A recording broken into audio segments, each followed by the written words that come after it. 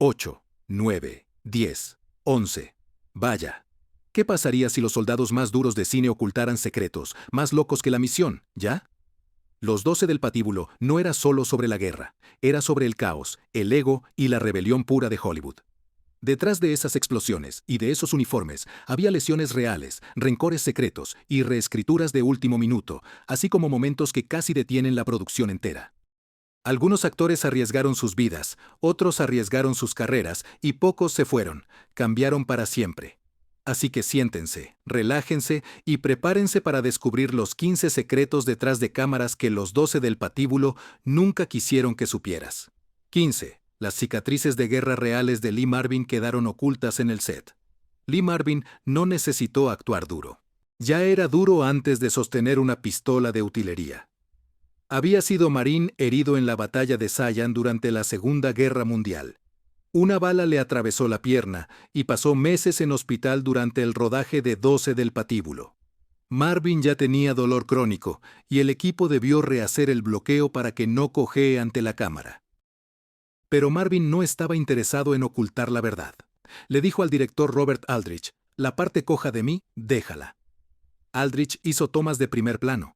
Mostró la cruda autoridad de Marvin. Mientras se filmaban planos largos, ocultó su zancada. Marvin se negó. Dobles de acción. Dijo que quería que el dolor se viera en los ojos de Weissman. Eso resultó aún más sorprendente. Se dice que Marvin odiaba la propia guerra. Una vez les dijo a los reporteros: «No se celebra una matanza». Ese conflicto entre soldado y sobreviviente dio forma a su interpretación. Es un carácter inquietante. La guerra lo hizo famoso y, además, nunca lo dejó ir. El número 14, Ernest Borgnine, reescribió en secreto sus propias líneas. Ernest Borgnine podría haber parecido todo un general seguro. Pero al inicio de la producción, no estaba contento.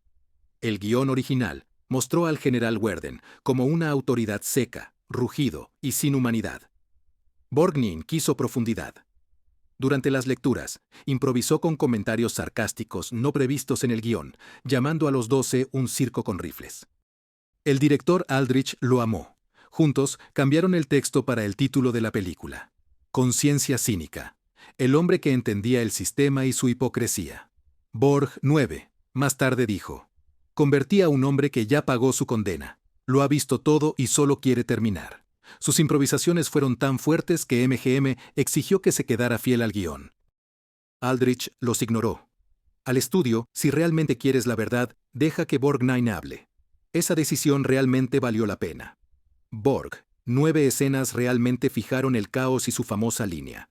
Esos hombres son los 12 del patíbulo y se volvieron muy célebres en la historia del cine bélico. 13. Charles Bronson casi abandonó por el tiempo en pantalla. Charles Bronson tenía fama de intensidad contenida, pero cuando las cámaras rodaron 12 del patíbulo, ese silencio se rompió. Discutió con Aldrich por cuánto aparecía Ladislaw en borradores. Acababa de protagonizar Los Siete Magníficos y no quería desvanecerse. Las tensiones estallaron cuando un discurso, que Bronson creía definía a su personaje, fue quitado sin aviso. Él quedó furioso. Salió furioso del set y empacó sus maletas. Los de MGM entraron en pánico. Perder a Bronson traería caos, pero Lee Marvin salvó el día sin discusión. Habló a solas con Bronson y le dijo: «No es un acto, es sinfonía ya». Bronson volvió a la mañana siguiente y mostró parte de su trabajo más sutil. Irónicamente, luego alabaron su contención como uno de los pilares de la película. Su actuación decía mucho con pocas palabras, y ese poder silencioso se convirtió en su sello durante su carrera. El 12, John Cassavetes, nunca debió estar en la película. Lo creas o no, Cassavetes casi no formó parte de los 12 del patíbulo.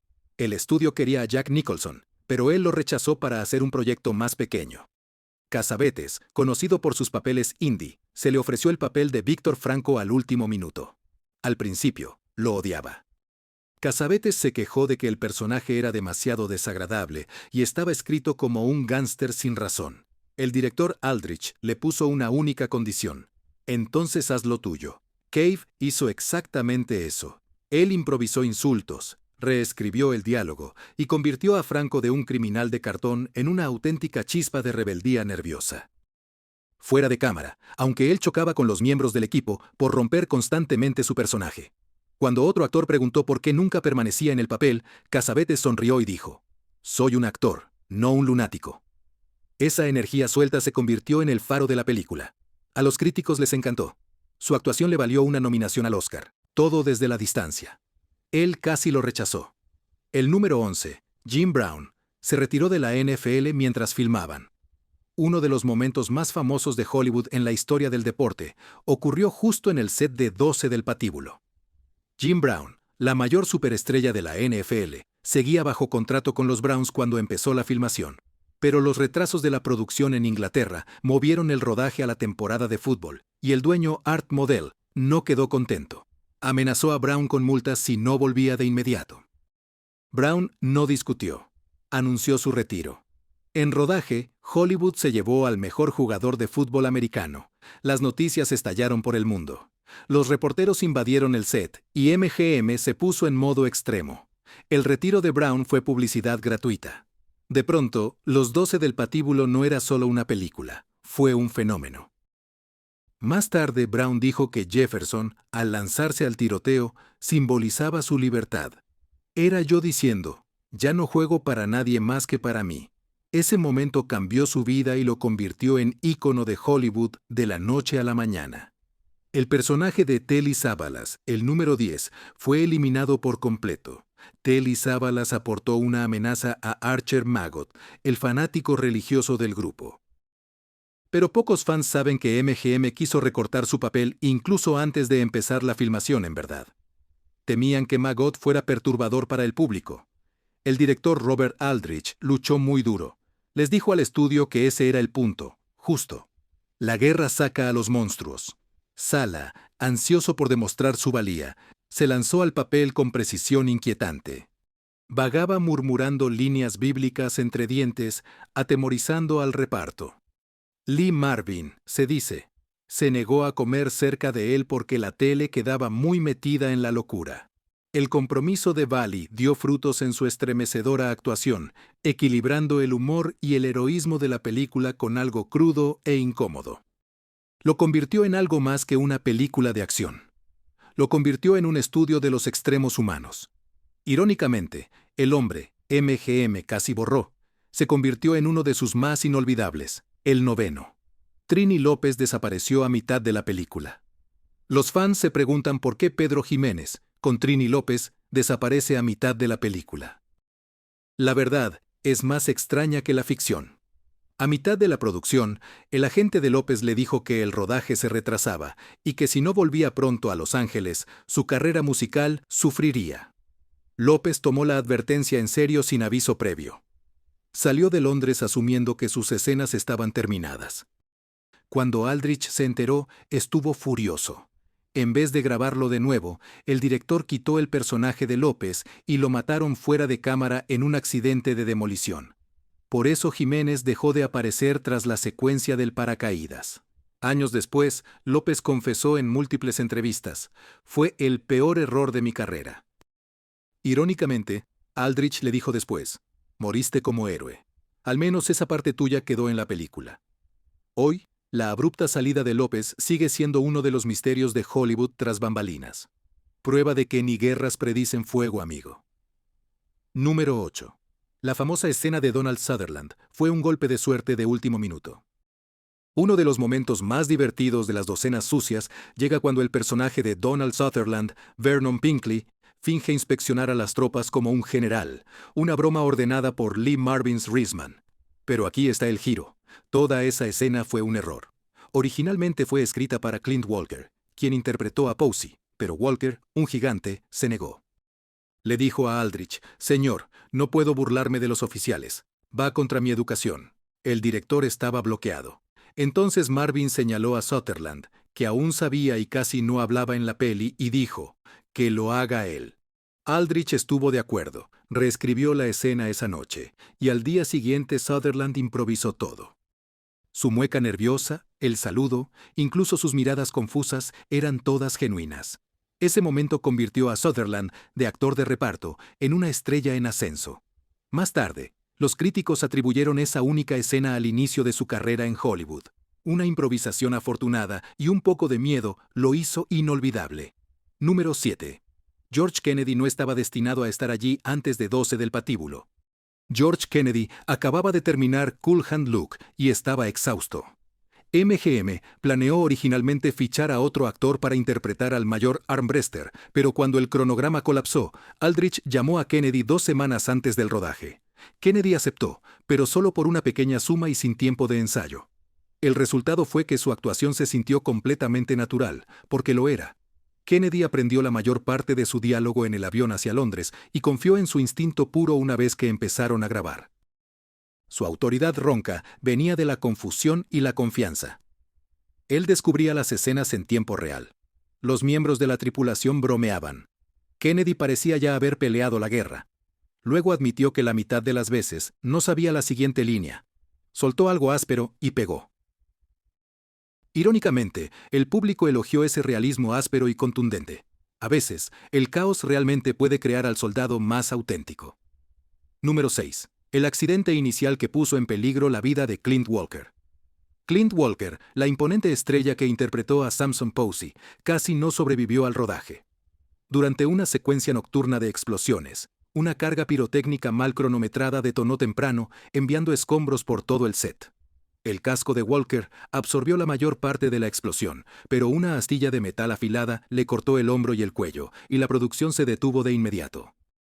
El médico del equipo temía lo peor, pero Walker lo restó importancia, dijo que estaba bien y terminó la escena antes de ir al hospital.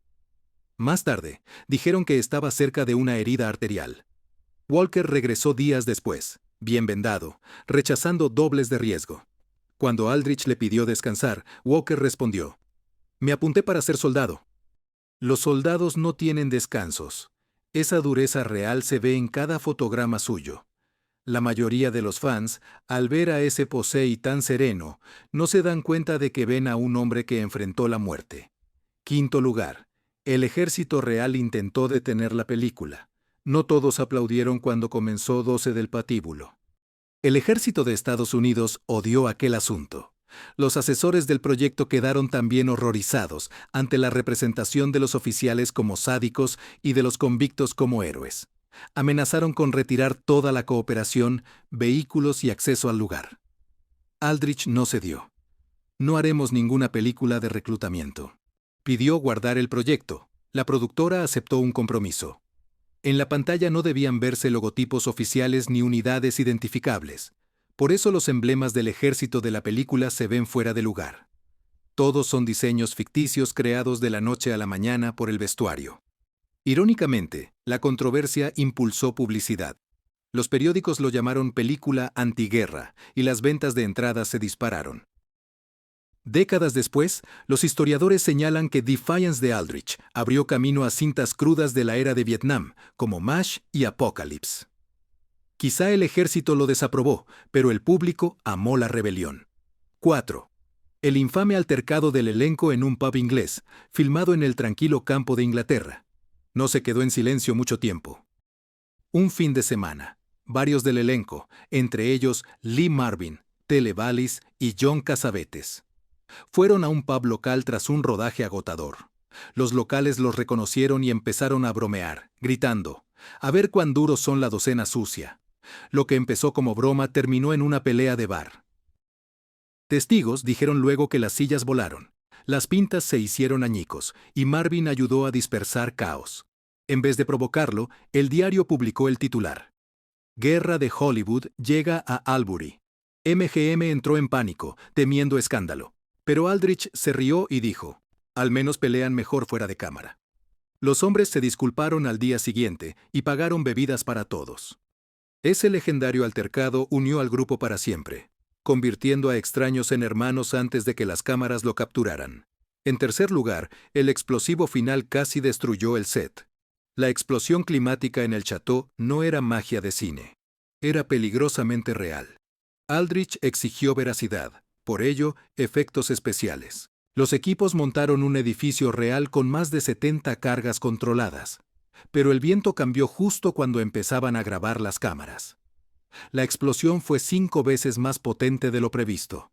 Las llamas recorrieron la estructura y los escombros llovieron cerca de los actores.